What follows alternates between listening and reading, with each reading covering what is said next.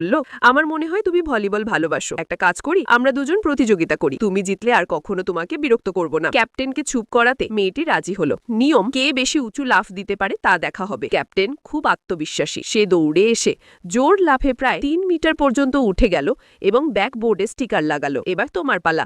মেয়েটি শান্তভাবে বলল, দৌড়াবো না, ওটা ঝামেলা। সে মাত্র 20% শক্তি ব্যবহার করেই লাফ দিল। ওহ, এত উঁচুতে উঠে গেল যে ক্যাপ্টেন লজ্জায় মাথা নিচু করে ফেলল। ফল খুব পরিষ্কার, মেয়েটিই জয়ী। তিনি বললেন, তোমার কথা মনে রেখো। মেয়েটি চলে গেল। ক্যাপ্টেন হতাশ হয়ে কোচের কাছে সব ঘটনা বলল। ভাবলো কোচ হয়তো হাল ছাড়বেন, কিন্তু উল্টো তিনি আরো আগ্রহী হলেন মেয়েটিকে দলে আনতে। এদিকে প্রিন্সিপাল কোচকে ডাকলেন। বললেন, দলের খারাপ ফলাফলের কারণে দল ভেঙে দেওয়া হবে। কোচ অনুরোধ করলেন, আমাদের দল অনেক পুরনো দল, আমি প্রতিশ্রুতি দিচ্ছি এবছর যদি আমরা টুর্নামেন্টে জিততে না পারি আমি নিজেই পদত্যাগ করব। কোচ চ্যালেঞ্জ গ্রহণ করলেন এবং মেয়েটির পরিবারকে বোঝানোর সিদ্ধান্ত নিলেন। মেয়ের গুণাগুণ বিস্তারিত জানালেন। সৌভাগ্যক্রমে মেয়ের বাবা মা ভলিবল দলের ভক্ত। তারা নিজের মেয়েকে টিভিতে দেখতে চান, তাই রাতের খাবারের সময় মা বললেন, ভলিবল দলে যোগ দাও। মেয়েটি একটু দোটানায় পড়ে। তার ওপর সে সহ্য করতে পারছিল না দেখে মিনিয়াং দলকে সবাই অপমান করছে। শেষমেশ সে রাজি হলো, আমি দলে যোগ দেব। পরের দিন সে কোচকে গিয়ে জানালো, তবে কিছু শর্তও দিল। কোচ শর্ত শুনে রেগে অস্থির হয়ে উঠলেন।